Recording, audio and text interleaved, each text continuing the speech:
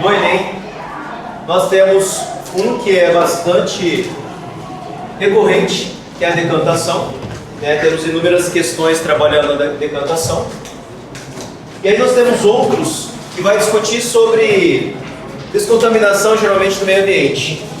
Vai falando um pouco de reciclagem, esse tipo de coisa. Por exemplo, uma pilha. Aquela parte que envolve a pilha é feita de metal, Aquilo ali é uma liga metálica que é aço. O aço ele é composto pelo quê? É uma liga metálica entre quais metais? Aço. 90 e muitos por cento de ferro, um pouquinho de carbono e outras coisas. Mas o ferro que predomina no aço. Então, se eu tenho essa pilha triturada, misturada com solo, como que eu poderia fazer a descontaminação desse solo? Se eu tenho um ferro que ele pode ser atraído por um ímã, eu posso fazer uma separação magnética, por exemplo. Bacana? Então sempre vai por esse lado mais ambiental, e a maioria das questões trabalha a ideia da decantação. Selecionei algumas questões, cada uma de um tipo diferente. Vamos lá. Essa primeira aqui teve uma boa quantidade de erros quando ela caiu na prova. Vamos analisá-la. Na produção do politereftalato de etileno, que é o PET, utiliza-se como reagente o paradimetilbenzeno, também chamado de paraxileno, que deve ter alta pureza.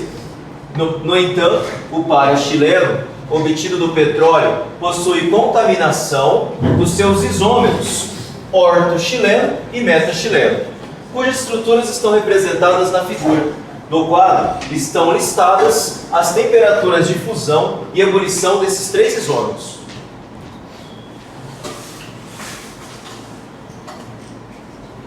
Ortoxileno, posição orto, paraxileno e posição metaxileno, ou paraxileno. Orto, meta, para. Temperatura de fusão e temperatura de ebulição. Então, com esses dados de temperatura de fusão e ebulição, qual processo de separação permite a purificação desse reagente? Pessoal, então eu tenho uma mistura dos três, eu quero separá-los um do outro. Como que eu vou fazer isso? Primeira coisa que eu vou pensar aqui, qual será que é o estado físico deles à temperatura ambiente? Sólido, líquido ou gasoso? Pessoal, temperatura ambiente a gente considera aí o quê? 25, fechou. 25 está acima de menos 25 e abaixo de menos 144. 25 está aqui no meio para todos os três, não é isso? Então qual vai ser o estado físico deles à temperatura ambiente? Líquido. São líquidos. Outra pergunta que eu vou fazer aqui é o seguinte: são líquidos miscíveis ou immiscíveis? Porque se for líquido immiscível, for heterogêneo, qual que é o método de separação que a gente utiliza para líquidos que formam sistema heterogêneo? Tipo água e óleo, água e gasolina. Líquidos miscíveis, tipo água e álcool, aí sim, destilação. Se eu tenho uma mistura de líquidos e é miscível, destilação. Certo? Agora, se eu tenho uma mistura de líquidos e não é miscível, forma duas fases ou mais, tipo água e óleo, água e gasolina, a gente utiliza aquele aparato que é tipo isso. Nossa, tipo isso, tá? Tem uma torneirinha, você coloca aqui os dois líquidos, o mais denso fica por baixo, o menos denso por cima, abre a torneirinha. O que eu estou fazendo aqui? É um funil de separação que é utilizado no processo de decantação. Decantação.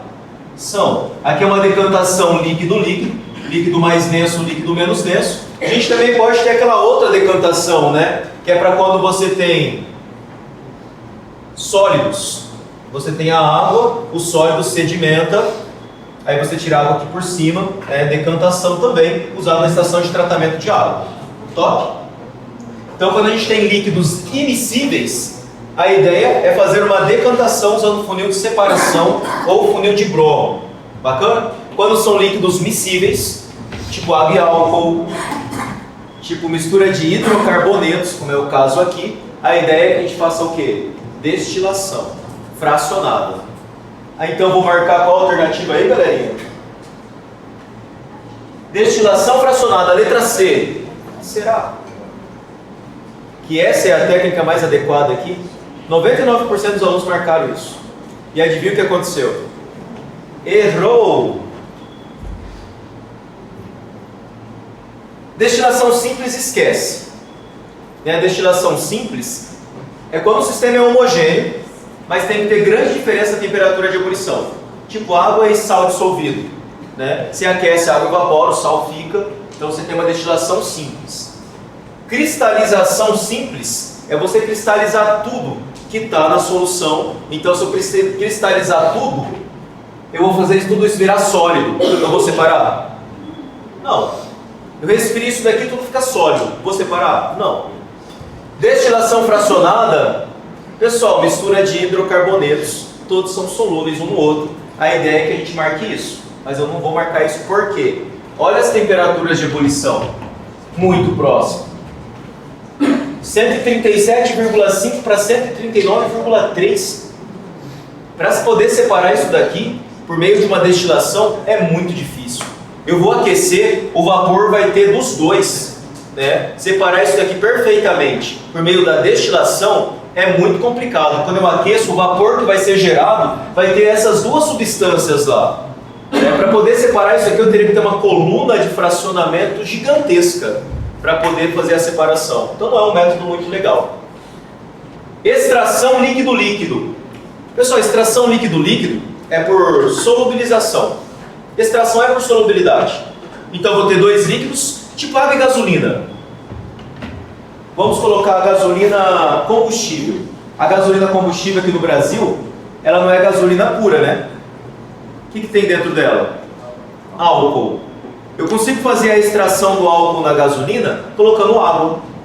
Se eu tiver gasolina que é hidrocarboneto lá com álcool, o álcool fica dissolvido na gasolina. Mas se eu coloco água, o álcool sai da gasolina e vai para a água, porque ele interage melhor com a água. Isso é uma extração líquido-líquido. Então só nos resta solidificação fracionada. E vai ser esse o nosso gabarito. Por que solidificação fracionada? Galerinha, está tudo líquido. Aí eu começo a diminuir a temperatura. Vou diminuindo, sei lá, 25 graus, 24, 23, 22, 21. A hora que chegar no 13,5, o parachileno vira sólido. Bacana? E aí vai sair só esse sólido de parachileno. Recolho ele, filtro, tiro o parachileno sólido e continuo diminuindo a temperatura. 12, 10, 0, menos 10, menos 15, menos 25. Quem vira sólido agora? O ortoxileno. Filtro, separa esse ortoxileno. E aí eu não preciso diminuir até menos 47, porque ele só sobrou o quê? O metaxileno. Separei os três. Aqui o mais adequado é a solidificação fracionada. Você tem eles todos no estado líquido, eu vou diminuindo a temperatura gradativamente. Conforme eu vou diminuindo a temperatura, primeiro fica sólido o parachileno, depois o ortoxileno, e aí por último o metaxileno vai ser retirado do sistema. Tranquilo? Dúvidas? Quando a gente usa, por exemplo, destilação ou cristalização simples? Você pode. A cristalização simples é só ficar sólido. Tipo, você tem água e sal dissolvido. Você deixa a água evaporar, o sal vai cristalizando, ele vai se solidificando. Não vai separar nada. Bacana? Ele só vai se solidificar, vai se cristalizar. Isso é muito útil para você, por exemplo, tem um cristal que está quebrado. Eu dissolvo ele e deixo evaporar lentamente. Aquela cristalização lenta vai fazer o cristal vai ficar no formato grandão, top de novo. Se você pegar sal de cozinha, dissolver na água e deixar evaporar lentamente, você vai ver que vai formar tipo um sal grosso. Forma os cristais top, não vai separar. Destilação simples. Como é que seria uma destilação simples? Eu tenho aqui o meu aparato, minha mistura. Vou ligar isso aqui no condensador.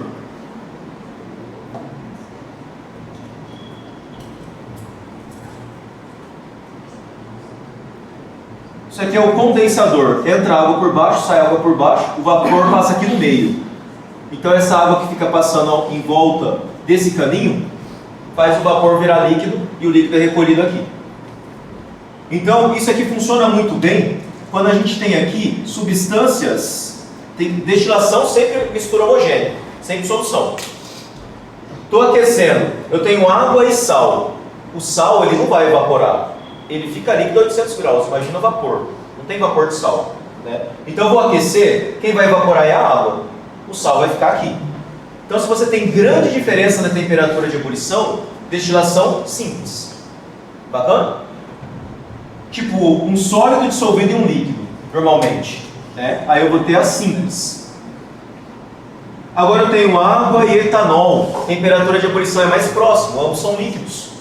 Se eu aquecer água e álcool, o vapor gerado vai ser de água e álcool, não vai separar. Então a gente coloca nesse sistema uma coluna de fracionamento.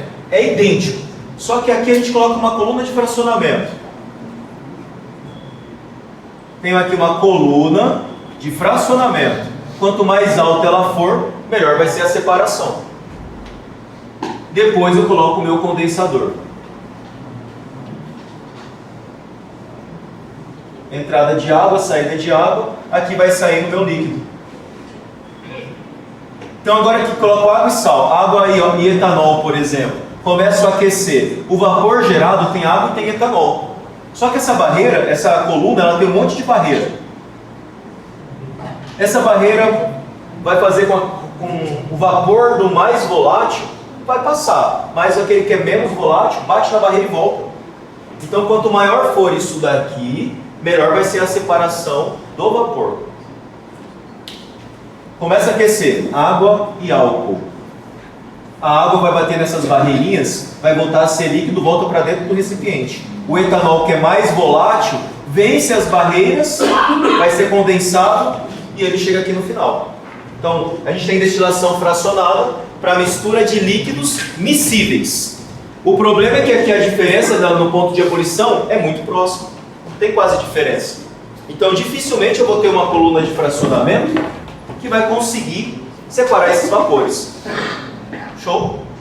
Aqui a solidificação fracionada vai ser mais adequada. A gente vai reduzindo a temperatura e vai retirando os sólidos. Esse sólido sai primeiro, depois esse. Tranquilo? Dúvidas?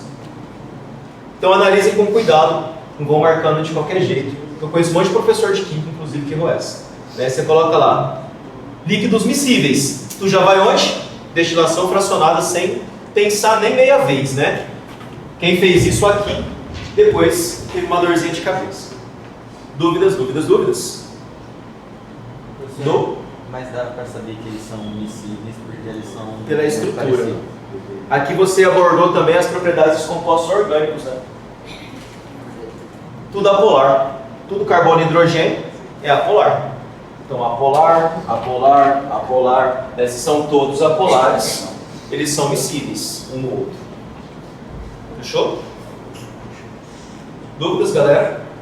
Dou dúvidas?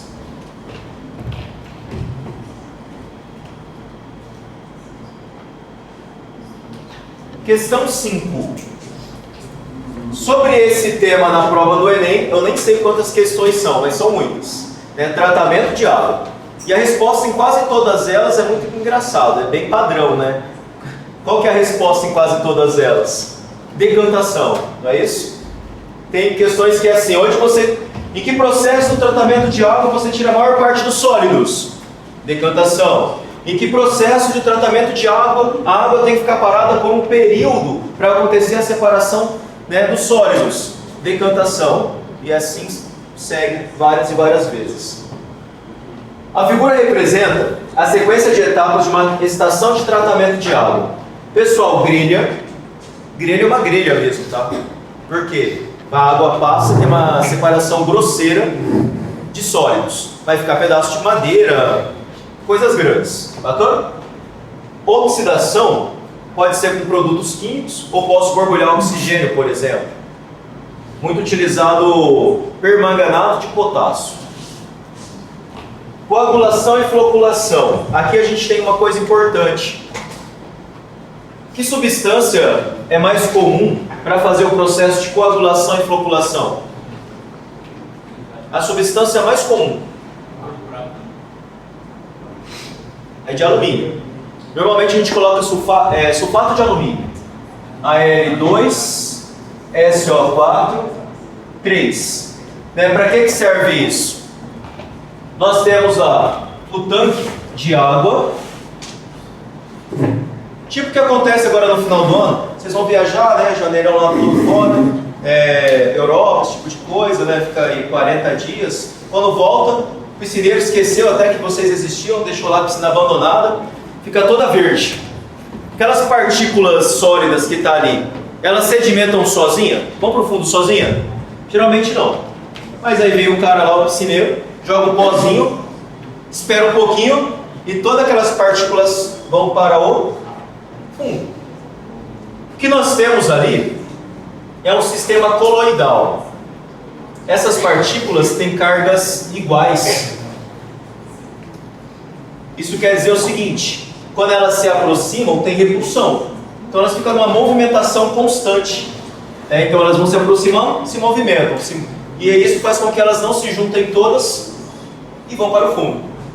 Tranquilo? A gravidade não consegue fazer esse serviço. Aí a gente joga o sulfato de alumínio e também deixa o meio base, porque vai gerar aqui dentro hidróxido de alumínio, AlOH3, que é uma base bastante, ela é insolúvel. Tem um núcleo alumínio que é positivo, né, mais 3, que vai atrair essas partículas, porque elas têm em sua grande carga negativa. Além de atrair, isso aqui é sólido, vai sedimentar e vai arrastar tudo isso para o fundo. Primeiro vai fazer o processo de coagulação. Essas partículas que estavam separadinhas se juntam todas, formando aglomerados. Depois, sedimenta. Bacana? Tranquilo? Então não esqueça desse processo bastante importante. Coagulação, floculação. Aí acontece a decantação. Vai ficar indo um pouquinho de sólidos nessa água, não vai sair tudo, com a decantação. Para fazer isso de forma mais refinada, a gente passa pela filtração. Filtração, pedra, areia, terra. E tem uma substância muito importante: carvão. Por que o carvão é tão importante? O carvão, ele não é só filtração, né?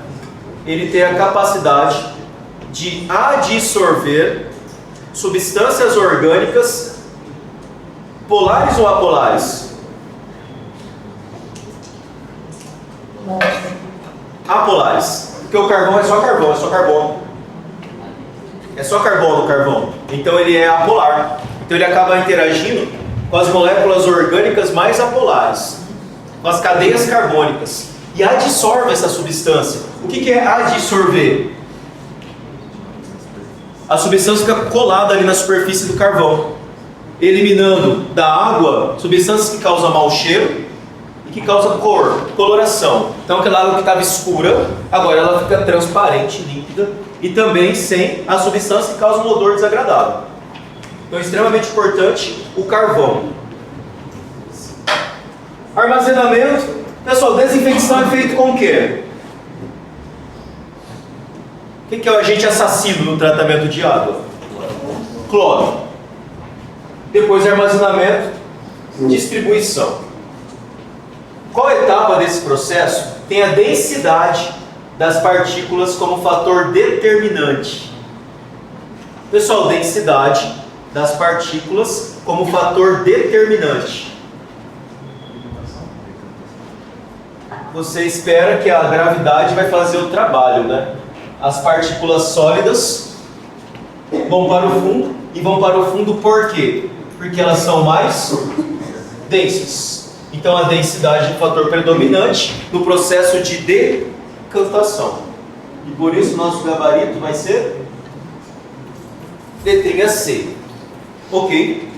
Oxidação é feita por substâncias químicas, que oxida a matéria orgânica, e ela oxida geralmente a que mesmo? Qual que é o estado máximo de oxidação da matéria orgânica? CO2.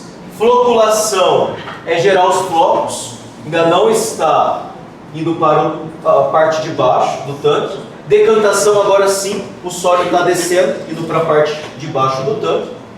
Filtração tem a ver com o que, galerinha? Qual que é a propriedade física que separa aqui na filtração? É o diâmetro ou o tamanho das partículas. E armazenamento. Não, faz sentido, né? Então ficamos com decantação. Dúvidas? Então, questão 6. Em regiões desérticas, a obtenção da água potável não pode depender apenas da precipitação. Nesse sentido, portanto, sistemas para dessalinização da água do mar têm sido uma solução. Alguns desses sistemas consistem basicamente de duas câmaras, uma contendo água doce e outra contendo água salgada, separados por uma membrana semipermeável. Aplicando-se pressão na câmara de água salgada, a água pura é forçada a passar através da membrana para a câmara contendo água doce. O processo descrito é denominado como o que, galerinha? Qual que é o nosso gabarito dessa?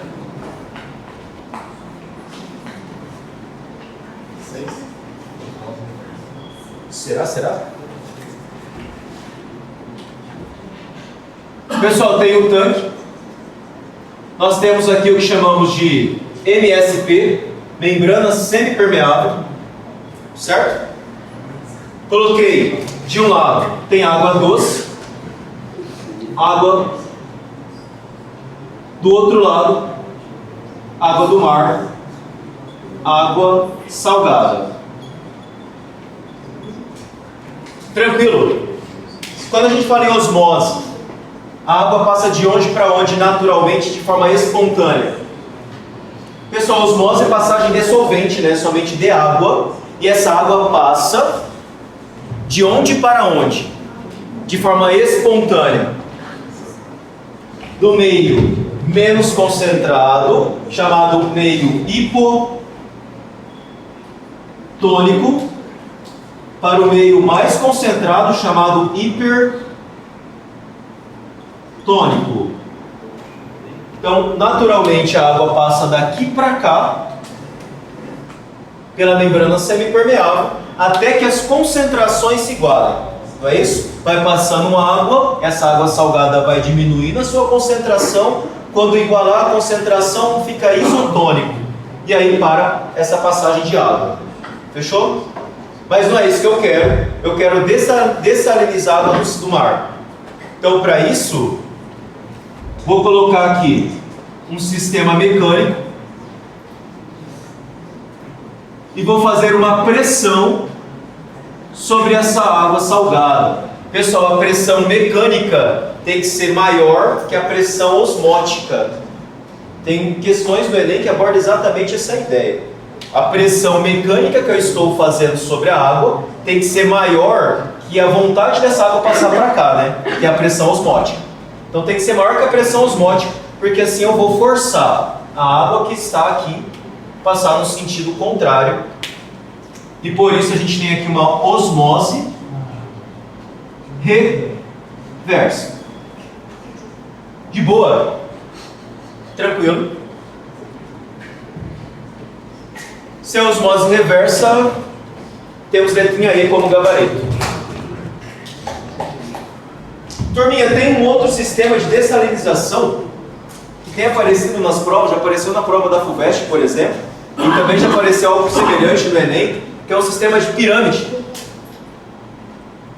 A gente coloca aqui calhas de recolhimento de água doce, e aqui nós temos a água salgada, água do mar. Água do mar. E aqui eu tenho um teto de vidro. Como é que isso daqui funciona? Nós temos o Sol com seus raios solares, que vai fazer tipo uma estufa aqui dentro, né? Eu sei que você está acabando. É alto, né? Pessoal, então aqui o raio solar atinge essa superfície de vidro, aquece a água do mar, vai gerar o quê? Vapor de água. O sal não vai para o estado do vapor, não é isso? essa água se condensa aqui no vidro, escorre, e aqui nessa calha a gente recolhe essa água sem o sal. Veja que aqui a gente não gasta energia, é um processo que acontece com a energia solar, não é isso? A energia do sol, barato, tranquilinho. Aqui a gente tem um alto custo, membrana semipermeável que é super cara, tem que trocar direto, e ainda tem que gastar energia para pressionar sobre essa água. Processo que não é caro, processo extremamente custoso. Normalmente a gente tem uma associação de dois processos desses, porque só com a osmose é complicado. Então você tem a ajuda de outros processos para poder dessalinizar água para a água de um país, por exemplo. No Oriente Médio isso é muito comum. Dúvidas? Aquele sisteminha de pirâmide baseia-se em qual processo da química? Método de separação de misturas. Aquilo ali é uma destilação. Se cair no Enem é isso que ele vai perguntar. E aí se é destilação, qual que é a propriedade que define a separação de misturas ali? Temperatura de ebulição. Top? 7.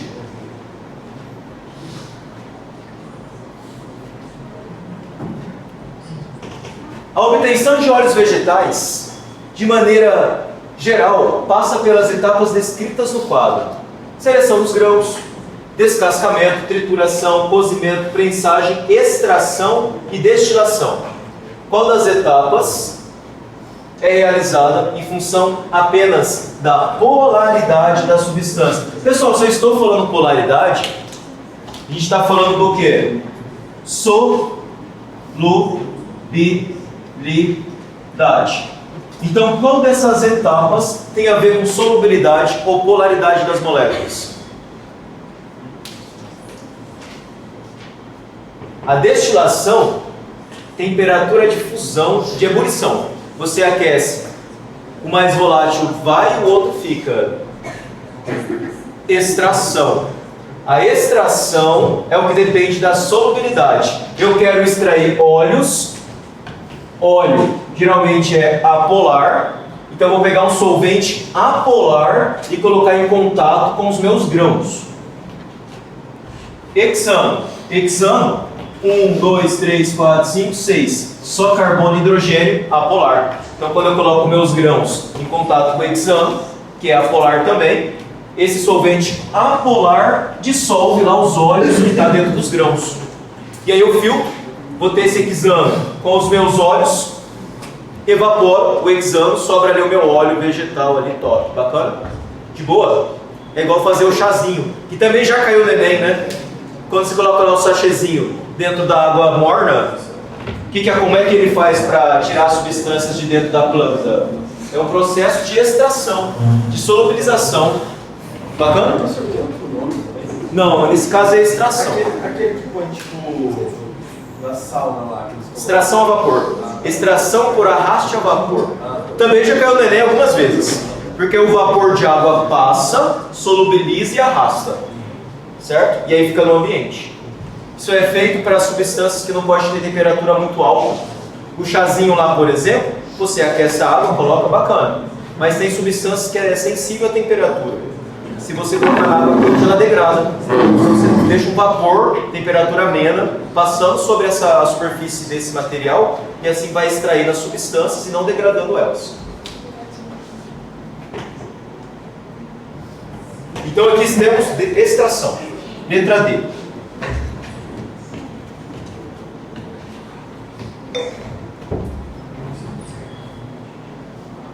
Oito. As populares pilhas zinco-carbono são compostas por um invólucro externo de aço, liga de ferro-carbono, um ânodo zinco metálico, um cátodo grafita e um eletrólito de óxido de manganês com cloreto de amônio ou hidróxido de potássio. Contido em uma massa úmida com carbono, chamada pasta eletrolítica. Os processos de reciclagem, geralmente propostos para essas pilhas usadas, têm como ponto de partida a moagem. Trituração. Na sequência, uma das etapas é a separação do aço, que é uma liga de ferro-carbono, presente no invólucro externo dos demais componentes. Pessoal, foi triturado. Dá para separar para uma catação? eu vou pegar uma pinça, vou ficar lá, separando pedacinho por pedacinho. Inviável. Ação de um eletroímã. Eu quero separar o aço é feito praticamente todo de ferro, então a ação de um ímã, bacana, tranquilo? Então ficamos aqui com a letrinha B. O que seria calcinação em um forno? Calcinação. Tem aparecido algumas vezes nas provas essa palavrinha. O FMS gosta também. A calcinação é você pegar um material qualquer um, tipo plantas. Eu quero descobrir o teor de metal dentro da planta. Isso está bastante em alta agora, porque nós temos um brasileiro que se destacou a nível mundial por conta de um feijão preto que ele tem usado para fazer a captação de metais pesados de um corpo de água lá no Nordeste. Então ele está descontaminando um corpo de água, está cheio de metal pesado, por meio dessa fitorremediação. Ele usa esse feijão preto lá, o feijão preto do mato, né, aquele que a gente compra no supermercado, que ele planta lá e vai descontaminando esse corpo. Depois ele quer saber assim, quanto de metal pesado está dentro dessa planta. Ele faz um processo de calcinação, pega toda aquela planta, seca, moe, bota num forno com temperaturas controladas. Tudo que é matéria orgânica vai sendo oxidado, vai virando gás carbônico, por exemplo, vira gás e vai embora. Então vai sobrar ali um pouquinho de carbono, uma cinza e os metais apenas. E assim ele consegue fazer essa determinação do teor de metal, né, que a planta absorveu. Então fique esperto, porque é um tema que está sendo bastante discutido atualmente. Daí o processo é de calcinação.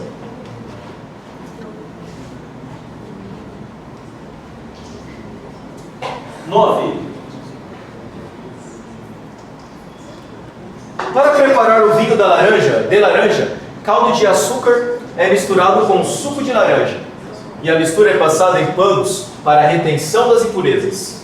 O líquido resultante é armazenado em garrafões que são tampados com rolhas de cortiça. Após 8 dias de repouso, as rolhas são substituídas por cilindros de bambu e, finalmente, após 2 meses em repouso, ocorre novamente a troca dos cilindros de bambu pelas rolhas de cortiça. Pessoal, por que é necessário tirar as rolhas, colocar um cilindro de bambu nesse procedimento?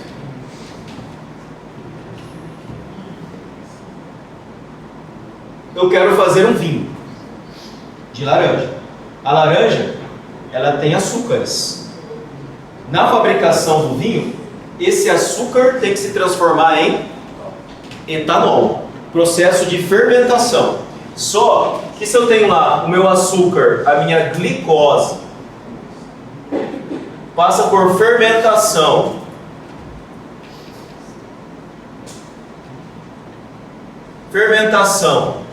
boto lá o meu fermento Saccharomyces cerevisiae, não é isso?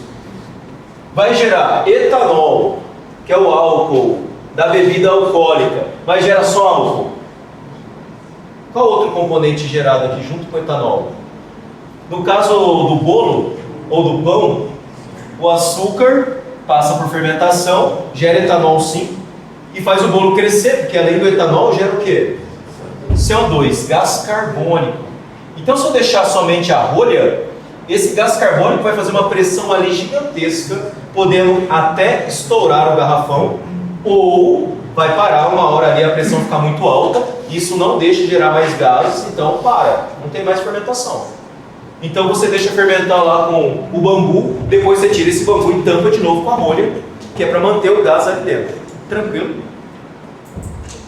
Então o processo físico e químico que ocorre na fabricação dessa bebida, pessoal, o processo químico a gente já está entendendo ali que é a fermentação. Químico, fermentação, e o físico qual é? Decantação e fervura, filtração e decantação. Pessoal, eu quero um processo químico, aqui não tem, tudo físico. Filtração e fermentação, decantação e precipitação é só ir para o fundo, é físico. Decantação também, físico. Precipitação é físico, fermentação bacana.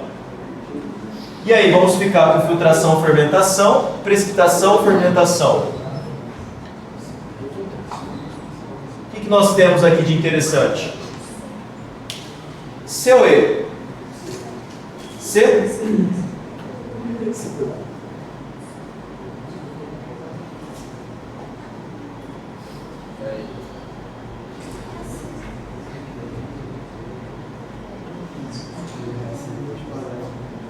Oi?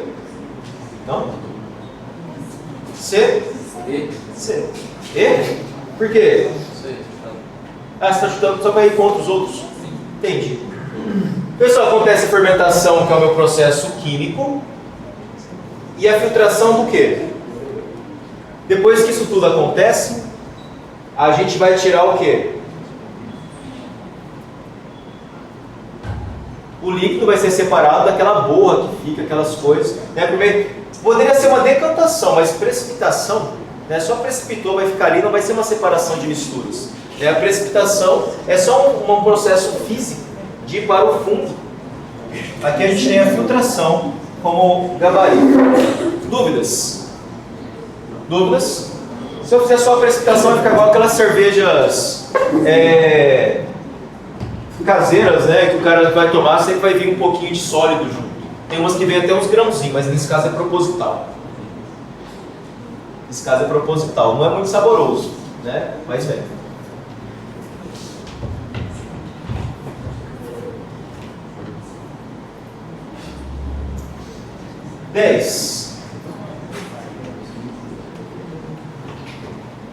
E última dessa partezinha aqui, vamos para a próxima.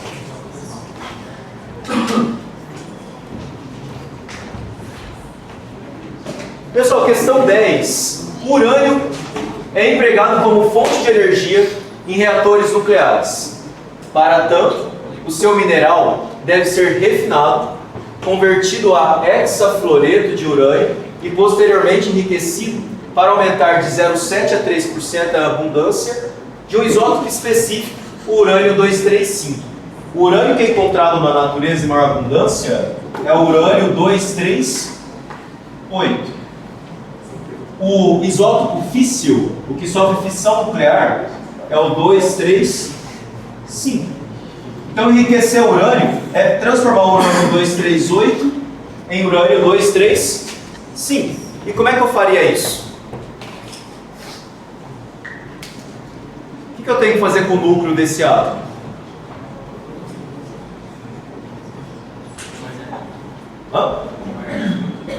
Bombardear nêutron. O número de prótons não pode mudar, porque continua sendo urânio. Esse tem 92 prótons, esse continua tendo 92 prótons. Concorda comigo? Para a massa ser alterada, então, eu tenho que mexer com o número de nêutrons, porque a massa de um átomo é prótons e nêutrons. Se eu tenho que manter o número de prótons igual, então vou ter que mexer com o número de nêutrons para alterar a massa. Se aqui é 238 e a massa é 235, eu tirei 3 nêutrons do núcleo desse átomo. Tranquilo?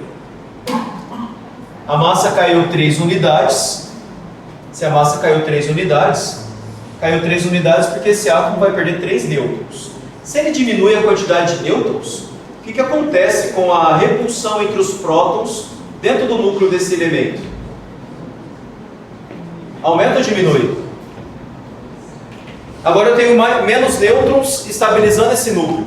Quer dizer que a repulsão entre os núcleos vai aumentar. Por isso ele se torna mais instável. Por isso que ele é um isótopo físsil, né, que vai causar a fissão nuclear. Uma das formas de enriquecimento utiliza a pequena diferença de massa entre o hexafluoreto de urânio 235 e urânio 238. Para separá-los por efusão precedida pela vaporização. Pessoal, assim, faço os dois virarem gás. Qual gás vai ter uma movimentação mais rápida? De massa maior ou menor?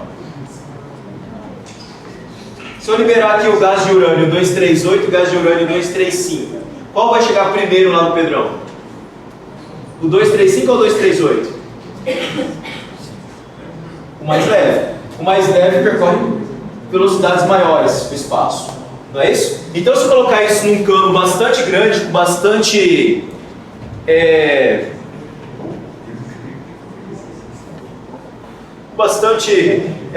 obstáculos, lá no final, chega primeiro aquele mais leve. Então eu vou separando o urânio 235 e 238 por efusão, né? Boto eles num cano gigantesco, cheio de obstáculos. O 235 chega primeiro, o 238 chega depois. Tranquilo? De boa? Esse é um procedimento que eu não quero usar. No entanto, devido à complexidade e à grande energia envolvida, cientistas e engenheiros continuam a pesquisar procedimentos alternativos. Considerando a diferença de massa mencionada entre os isótopos, que tipo de procedimento alternativo pode ser empregado? Pessoal, diferença de massa. Qual dessas daqui leva em consideração a diferença de massa na separação de misturas?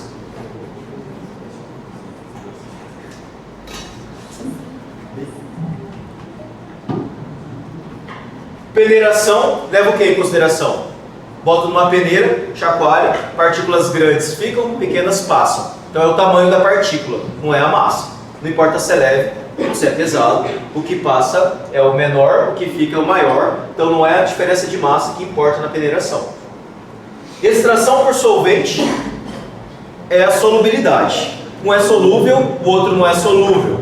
O que é solúvel é extraído, o outro não. Destilação fracionada.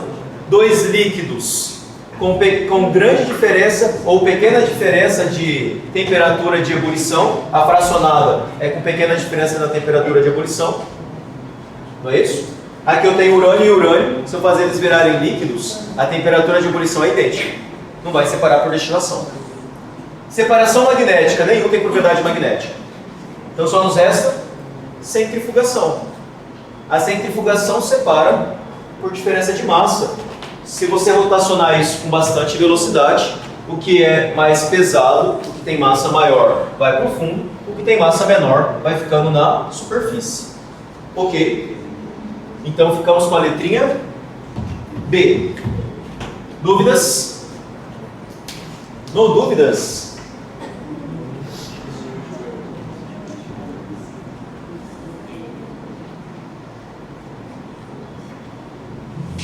Pessoal, a parte agora de propriedades da matéria. Resolveremos umas 3 propriedades da matéria e a gente vai para o próximo tópico. A densidade é uma propriedade que relaciona a massa-volume de um material. Um estudante iniciou um procedimento de determinação da densidade de uma amostra sólida desconhecida. Primeiro ele determinou a massa da amostra, 27,8 gramas. Então a massa, 27,8. Em seguida utilizou a proveta graduada em mililitros com água para determinar o volume da amostra, conforme esquematizado na figura, considerando a densidade da água igual a 1 grama por ml. Como é que eu faço para calcular a densidade dessa amostra, turma? Densidade é o quê? Massa sobre volume. A massa não tem jeito, ele tem que nos dar essa informação, e a massa é 27,8 gramas. O volume, ele usou essa experiência para conseguir o volume do objeto, que é um objeto irregular. Aqui eu tenho entre 30 e 40, 35. Entre 40 e 50, 45. O volume subiu de 35 para 45. Quer dizer que o volume desse objeto é quanto? 10 ml. Portanto, a densidade desse objeto vai ser 2,78 gramas por ml. Dúvidas? Dúvidas? Pessoal, esse tipo de estratégia de usar a provetinha para calcular o volume também tem algumas questões nesse sentido. Fechou? Então a densidade do objeto, 2,78, letrinha E.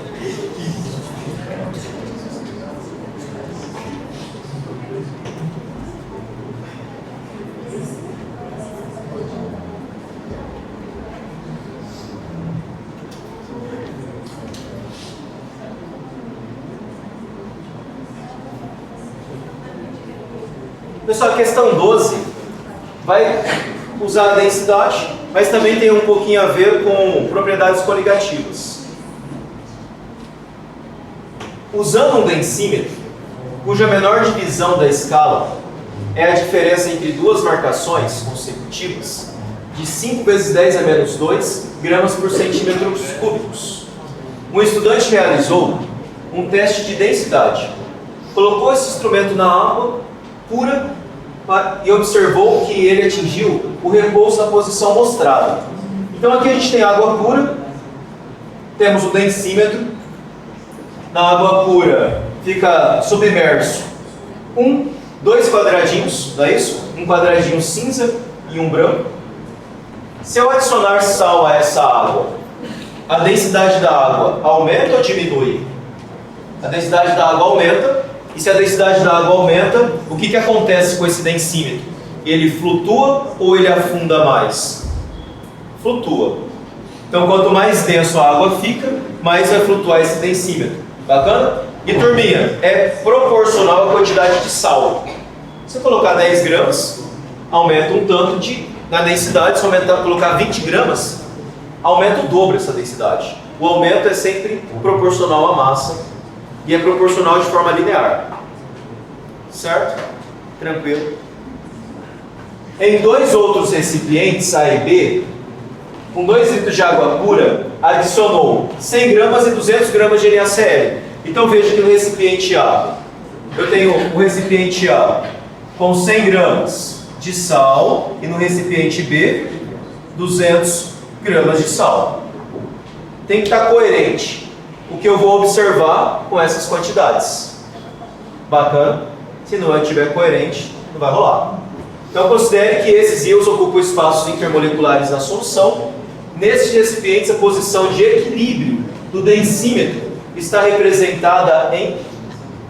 Então lembre-se disso. Aqui a gente tem 2 quadradinhos, vai ter que flutuar mais esse densímetro, porque eu coloquei sal e a densidade da água com sal é maior. Então o primeiro manteve-se igual. Então já posso cortar a letra A, não vai ser nosso gabarito. Letra B, o densímetro afundou e não flutuou. Então já posso cortar a letra B também. Letra C, o densímetro afundou e não flutuou mais, e por isso, né, a letra C também não pode ser nosso gabarito. Ficamos entre D e E. Em ambos, o densímetro flutuou um pouquinho mais. Então qual que é nosso gabarito? D ou E? Aqui eu tinha 2 quadradinhos afundados, um ficou acima agora, correspondendo à solução de 100 gramas. Então, se para 100 gramas eu tenho um quadradinho que submergiu, quando eu colocar 200 gramas, 2 quadradinhos deverão submergir. 1, 2. Então isso está coerente com a minha solução. Show? A letra E já não manteve essa coerência. Os 2 quadradinhos já submergiu com 100 gramas. Então, quando eu colocar 200 gramas, deveria submergir ainda mais, né? Nem dá para a gente analisar aqui a letra B, porque o meu densímetro não ficou adequado para esse uso. Bacana? Tranquilo? Aí ele submergiu tudo. Não teria como submergir mais. Então é isso. Ficamos com a letra D como gabarito. Dúvidas? Professor, tinha como fazer pela unidade cada quadradinho? Não tem como a gente calcular, não precisa calcular aqui, né? Mas aqui não. Mas quando você falar de propriedades coligativas, essa ideia também tem que ser igual aqui. Se eu colocar 100 gramas e aumenta 1 grau a temperatura de ebulição, se eu colocar 200 gramas, você vai aumentar 2 graus. Ou se diminui 1 grau, tem que diminuir 2 graus. Tem que manter uma relação desse tipo. Show? Geralmente eles vão tipo assim, dar pela análise da... O Enem não vai cair para você a parte quantitativa disso. Só a parte mais qualitativa. Esse tipo de análise.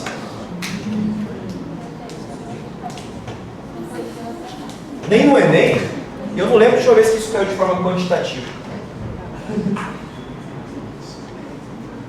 Fala, Carlos. Você ia falar? Não.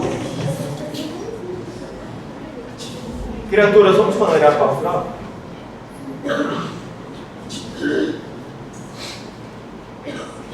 Questão 13. Os hidrocarbonetos são moléculas orgânicas com uma série de aplicações industriais. Por exemplo, eles estão presentes em grande quantidade nas diversas frações do petróleo e normalmente são separados por destilação fracionada, com base em suas temperaturas de ebulição. O quadro apresenta as principais frações obtidas na destilação do petróleo em diferentes faixas de temperatura. Aí eu tenho uma tabelinha que mostra lá as faixas de temperatura de ebulição e os componentes do petróleo que foram extraídos. Gás de cozinha até 20 graus Celsius, de 1 a 4 carbonos. Gasolina de 30 a 180 graus Celsius, de 6 a 12 carbonos. Querosene 170 a 290 graus Celsius, de 11 a 16 carbonos. E óleo diesel de 14 a 18 carbonos, até 350 graus Celsius. Na fração 4, a separação dos compostos acontece em temperaturas mais elevadas. Por quê?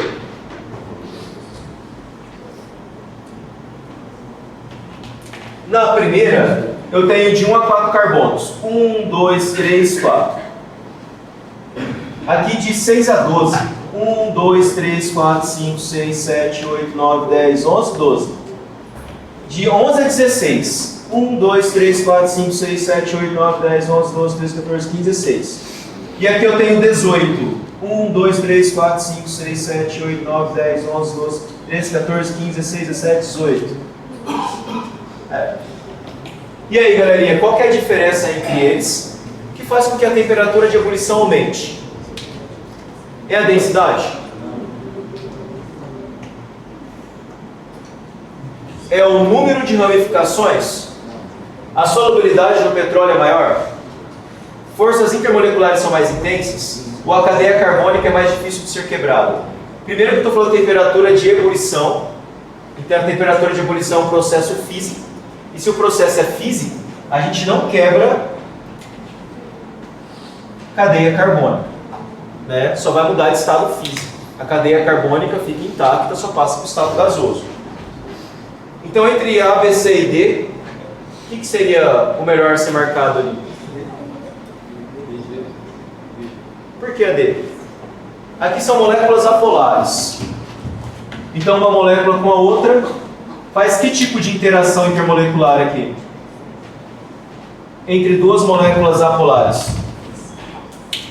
Qual que é o tipo de interação? Moléculas apolares, dipolo. Se é apolar, o polo não existe. E se ele não existe, ele vai ser o quê? Induzido. Então é dipolo induzido, dipolo induzido. Né? Dipolo induzido e dipolo induzido. Todas elas são apolares. O tipo de interação é a mesma. Tudo dipolo induzido. Ainda querem marcar a letra D? Não. Por que então que é maior as interações intermoleculares são mais intensas? Se é tudo igual. Conforme a cadeia carbônica aumenta, aqui eu tenho uma cadeia carbônica maior, tem mais carbonos, isso vai gerar mais pontos de interação intermolecular. Então, quanto maior a cadeia, eu tenho mais pontos de interações intermoleculares, e quanto mais pontos de interações intermoleculares, mais intensas essas interações ficam. Pessoal, quando eu falo em temperatura de ebulição mais alta, o que justifica isso é sempre a interação intermolecular. Quanto mais intensa for essas interações, mais difícil é de separar uma molécula da outra, e isso gera o quê? Uma maior temperatura de ebulição. Tranquilo? E se eu tivesse um composto ramificado? A temperatura de ebulição aumenta ou diminui? Vamos supor que eu tenho isso daqui. 1, 2, 3, 4, 5. 1, 2, 3, 4, 5. Ambos têm 5 carbonos, são isômeros. Composto A, composto B. Qual tem temperatura de ebulição maior? A ou B? Eu tenho que analisar quem vai ter a interação intermolecular mais forte. Composto A, linear. A interação é perfeita. Linear, contato perfeito. Bacana? Já na estrutura B, a gente tem uma ramificação. Então eu tenho algo, né, uma ramificação que atrapalha a interação de uma molécula com a outra. Então, nesse caso, as ramificações atrapalham as interações intermoleculares e por isso a temperatura de ebulição vai ser menor. Então, quanto mais ramificado, menor a temperatura de ebulição. Tranquilo? De boa.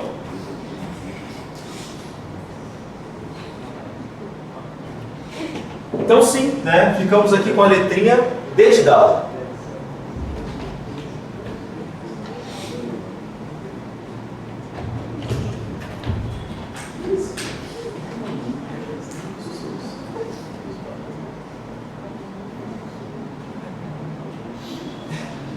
Só tem mais uma, então vamos lá. 14. Para assegurar a boa qualidade de seu produto, uma indústria de vidro analisou um lote de óxido de silício, principal componente do vidro. Para isso, submeteu uma amostra desse óxido ao aquecimento até sua completa fusão e ebulição, obtendo ao final um gráfico de temperatura por tempo. Após a obtenção do gráfico, o analista concluiu que a amostra estava pura. Pessoal, substância pura, como é que é o gráfico de aquecimento? Senhor Gabriel, se você não colaborar, é um aviso final. Pessoal, pura, como é que vai ser o gráfico de uma substância pura? Essa letrinha A é um gráfico de aquecimento, só que aqui se trata de uma mistura, porque as mudanças de estado físico não estão a temperatura constante. Aqui fusão, aqui ebulição, temperatura não está constante, uma mistura comum. Letrinha B. Pessoal, a letrinha B está incompleto. Né? Aqui a gente teria a ebulição, mas não está representada aqui a fusão. Letrinha C. O meu primeiro patamar não está constante, ele está crescente. Isso aqui então se trata de uma mistura e não de uma substância pura. Só que aqui é uma mistura especial, né? Se aqui em cima é constante, é uma mistura azeotrópica ou eutética? Lá em cima é constante, mistura azeotrópica. A letrinha D. Os dois patamares são constantes, bacana. Temperatura de fusão 1600, ebulição 2230. Então, letra D é nosso gabarito. E a letra E, a gente tem a ebulição não constante. A fusão sim, a ebulição não. Então, nesse caso, a gente tem uma mistura de que tipo? Azeotrópica ou eutética? Eutética. Azeotrópica lá em cima, eutética aqui embaixo. Azeotrópica, eutética. Característica de ligas metálicas.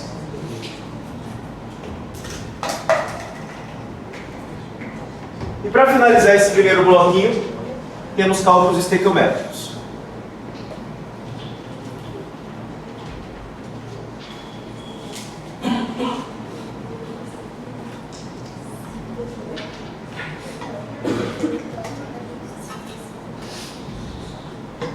Dando certo aí?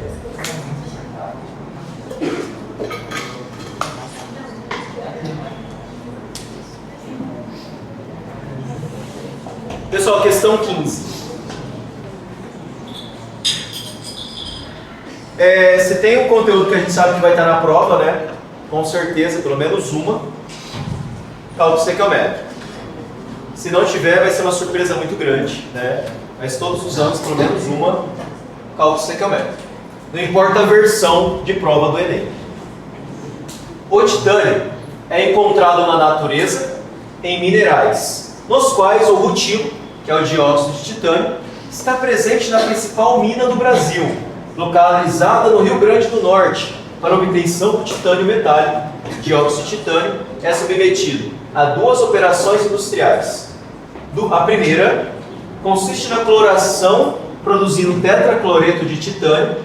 Então eu tenho dióxido de titânio, que vai ser clorado, gerando tetracloreto de titânio, conforme essa equação já balanceada.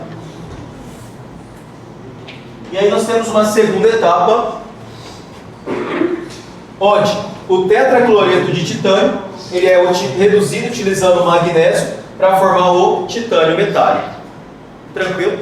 Então nós temos uma equação sequencial, nós temos duas etapas. Considere as massas molares.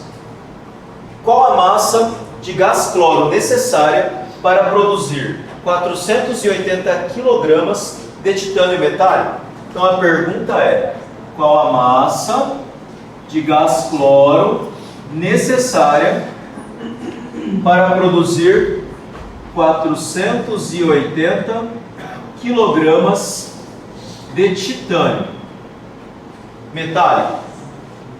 Pessoal, cálculo estequiométrico, sempre o mesmo caminho. Temos que ter uma equação que vai mostrar a relação entre as duas substâncias. Então aqui a gente tem cloro e titânio. A equação química vai me dar uma relação entre eles em mol. E qual que é essa relação? Aqui nós temos uma equação sequencial. O gás cloro está na primeira equação e o titânio está na segunda equação. Quando a gente tem uma equação sequencial, o que a gente faz? Primeiro passo qual é? Nós temos o gás cloro que está aqui e nós temos o titânio que está na outra equação. Como é que a gente relaciona um com o outro? Eu tenho que chegar numa equação global. Pessoal, para ganhar tempo, não vamos ficar somando. Para ganhar tempo, a gente vai analisar isso aqui da seguinte forma. Se é uma equação sequencial, alguma coisa que está sendo gerada na primeira está sendo aproveitado na segunda. O que está sendo gerado na primeira, o que está sendo aproveitado na segunda? O TiCl4 está sendo gerado na primeira, aproveitado na segunda, não é? Não vou ficar somando. Só analiso assim. A quantidade que está sendo produzida aqui e aqui está igual? Está igual? Se está igual, está top. Se não tiver igual, temos que manipular. Vamos supor que aqui tivesse 2. Teria que multiplicar aqui tudo por 2. Se aqui tivesse um 8, multiplicaria tudo por 8. Para ficar igual essa quantidade e essa. A quantidade produzida na primeira tem que ser igual a aproveitada na segunda. Uma vez que está correto, não preciso somar, a não ser que esteja pedindo a equação global, que não é o caso. Está certinho, já pego a minha relação aqui, ó. 2 mols de cloro, 1 mol de titânio. Já sei que a relação entre eles é 2 mols de cloro forma 1 mol de titânio. Fechou? E aí eu penso da seguinte forma. Isso aqui está em massa, então eu vou passar isso para massa. 2 mols de Cl2 tem qual massa? Ele nos deu as massas atômicas de cada um. O Cl, qual que é a massa do Cl? 35,5. Se é Cl2, faço vezes 2, que dá 71 grama por mol. 71 gramas é 1 mol. Eu tenho 2 mols. Então eu vou fazer vezes 2. 71 vezes 2, 142. Então 142 gramas é a massa de 2 mols de cloro. E o titânio tem qual massa? Qual que é a massa aí do titânio? 48? 48. Então 142, 48. Se eu quero formar 480 quilogramas, X. Grama está com grama, então quilograma estará com quilogramas. De boa? Dúvidas? Quanto vai dar isso aqui?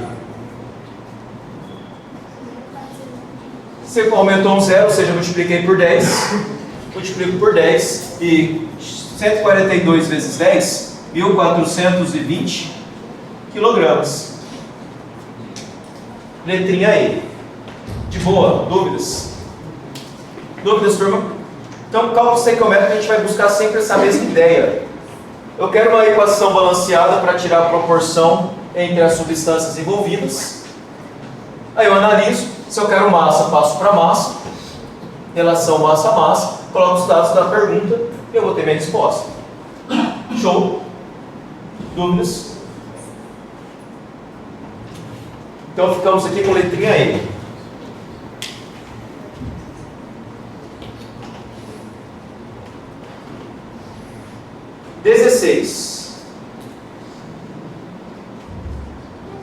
Oi. Essa 16 é considerada mais difícil. Essa 16 ela é fácil. O que está ruim aí é uma palavrinha, cara. Aqui todo mundo quer fazer ela muito rápido assim. Metade de 12 dá 6, por 6 dá 6, menos 5, sobra 1, marca 1. Tem um lá? B. Pronto, errou. É porque tem uma palavrinha que quebra as pernas dos alunos. Vou explicar que palavrinha é essa. No final ali da pergunta, ele não fala de cloreto de sódio. Ele fala de sódio. E é só o sódio. Então ele dá todas as informações sobre cloreto de sódio. No final do gravado pergunta sobre sódio. Então quem não leu direitinho, não circulou o sódio, perde essa questão com muita facilidade.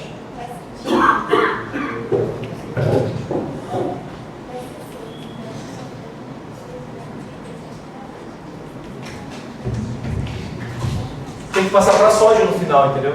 É isso. Pessoal, questão 16. A hipertensão arterial é um processo de saúde que se agrava pelo crescente consumo de sal rica em sódio. O consumo máximo diário recomendado pelo Ministério da Saúde é de aproximadamente 5 gramas de sódio. Então, consumo máximo é de 5 gramas de quê? De NaCl. No entanto, os brasileiros consomem 12 gramas desse sal por dia. Por isso, a indústria lançou no mercado o sal light, que apresenta o teor reduzido de cloreto de sódio. Sua composição é 50% NaCl, 50% de KCl. O consumo do brasileiro é de 12 gramas. Show? De NaCl, ou, se for do sal light,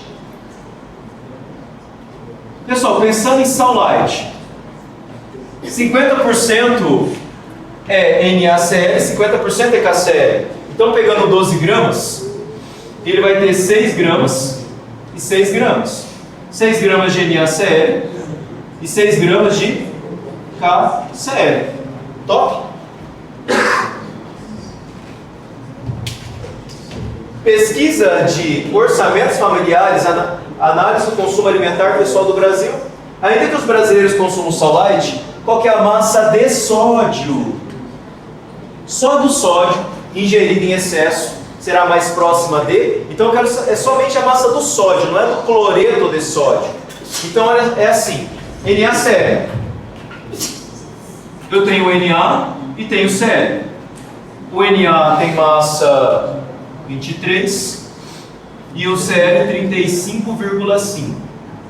Então vai dar 58,5 gramas por mol. Pessoal, então 58,5 gramas de NaCl tem quanto de sódio? 23 gramas de sódio. Se a pessoa pode consumir 5 gramas de NaCl, qual que é a quantidade máxima de gramas de sódio que essa pessoa pode ingerir diariamente? Porque eu quero saber só do sódio, não é do NaCl. X 5 vezes 23 dividido por 58,5 vai dar quanto de sódio? 2. 1,9 gramas de sódio. Então isso aqui é o que ele poderia ingerir diariamente. Tranquilo? De boa? Agora eu vou pensar aqui, ele está consumindo sal light. Ele consome 12 gramas de sal light. O KCl não tem sódio. O único que tem sódio aqui é o NaCl. Então, nesses 12 gramas do sal light, ele consome 6 gramas de NaCl. 6 gramas de NaCl vai dar quantos gramas de sódio? Mesmo contexto. 58,5 gramas de NaCl tem 23 gramas de sódio. Se ele está consumindo 6 gramas de NaCl, ele vai consumir quantos gramas de sódio? Aí x, 6 vezes 23, dividido por 58,5. X vai ser igual a 2,35 gramas de sódio. Então ele ainda ficou acima do limite. Quanto ele ficou acima do limite? Essa é a pergunta. Então vai dar 0,45 aproximadamente. Aproximadamente 0,45 gramas acima do limite. Show? Que vai dar letrinha A. Mais próxima de 0,4 gramas. Na minha opinião, não. Mas se tornou difícil por conta... Assim, o que eu tenho de aluno que trouxe essa questão para tirar dúvida comigo, fazendo exatamente, eu acho que conforme a maioria aqui pensou. 5 gramas de cloreto de sódio, aí o cara consome 12 gramas, é 50-50, então 6 gramas de cada, certo? Então se ele pode consumir 5, está consumindo 6, é 1 grama a mais. Aí 1 grama a mais dá a letrinha B. Então muita gente foi por esse caminho, mas tinha que ter essa atençãozinha aqui. Ainda que os brasileiros consumam só light, a massa de sódio, não de cloreto de sódio, é só do sódio. Então eu tenho que calcular primeiro qual que é a massa de sódio aqui, qual que é a massa de sódio aqui, para poder assim comparar. Na minha opinião, isso é uma questão média, não difícil. Tem mais difícil, você vai ver as próximas. São duas aí, essas eu considero difíceis, as duas próximas. Essa é pouco comum, então causa um incômodo, né? Uma questãozinha incomum. Dúvidas?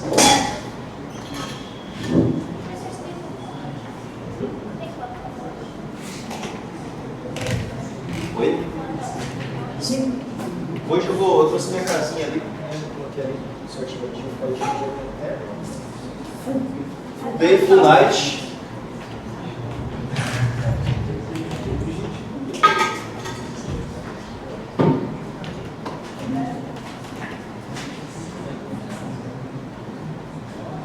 Então bora para a próxima. Agora falando em produção de ácido sulfúrico, aí sim, né, no Enem tem vários cálculos estequiométricos envolvendo esse carinha. A presença de substâncias ricas em enxofre em áreas de mineração provoca preocupantes impactos ambientais. Um exemplo dessas substâncias é a pirita, FeS2, que em contato com o oxigênio atmosférico reage formando uma solução aquosa ferruginosa, conhecida como drenagem ácida de Minas, segundo a equação química. Pessoal, então a drenagem ácida de Minas gera um ácido forte, que é o ácido sulfúrico.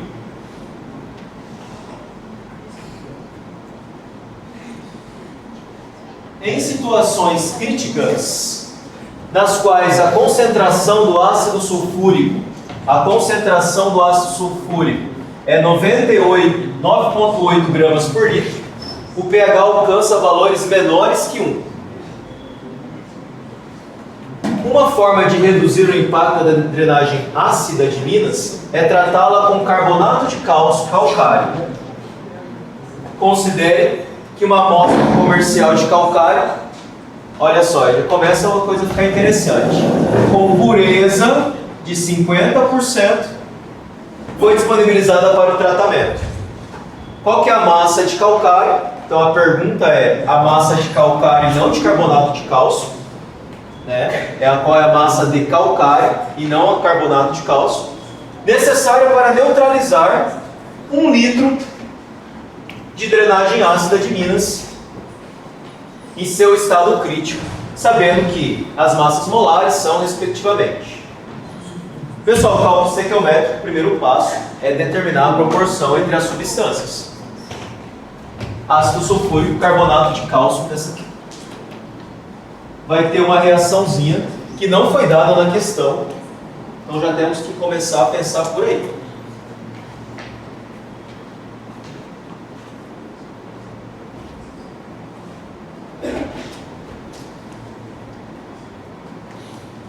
Eu tenho a drenagem ácida que é rica em ácido sulfúrico. E isso vai reagir com carbonato de cálcio. Qual que é a proporção entre eles? 1 para 1, 1 para 2, 2 para 1. E aí, como é que a gente faz isso?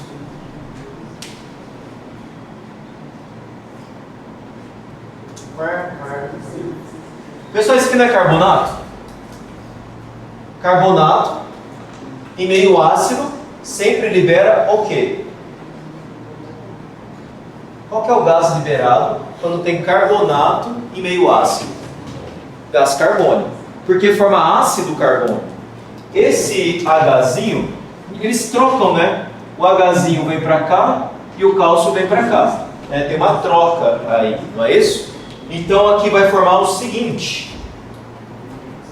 O cálcio com SO4 fica CaSO4. Sulfato de cálcio. Sulfato de cálcio é gesso. Bacana? Sulfato de cálcio, mas formaria aqui H2CO3, que é ácido carbônico. Mas o ácido carbônico vira CO2 e água. Que é o ácido carbônico. O H2CO3 se decompõe em CO2 e água.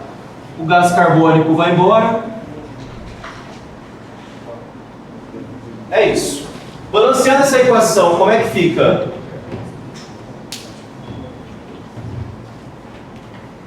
Um cálcio, um enxofre, dois hidrogênios. Está balanceado. Nós temos 4, 5, 6, 7 Os, 3 e 4, 7 Os. Mas eu nem faria esse balanceamento na hora da prova. Eu pensaria assim, ó. O cálcio tem carga quanto? Mais 2, porque está no grupo 2 da tabela. E o sulfato, ácido sulfúrico, SO4 menos 2. Então é 1 para 1. Né? Mais 2 menos 2 tem que ser 1 para 1. Tranquilo? A proporção aqui é 1 para 1. 1 mol disso para 1 mol disso. Tiro da minha equação a relação entre eles. A relação é 1 mol de ácido sulfúrico é neutralizado por 1 mol de CaCO3. Fechou? 1 mol é neutralizado por 1 mol. Eu tenho 1 litro e a concentração é 9,8 gramas por litro da minha drenagem ácida. Eu tenho lá da minha drenagem ácida o volume de 1 litro. E é 9,8 gramas por litro.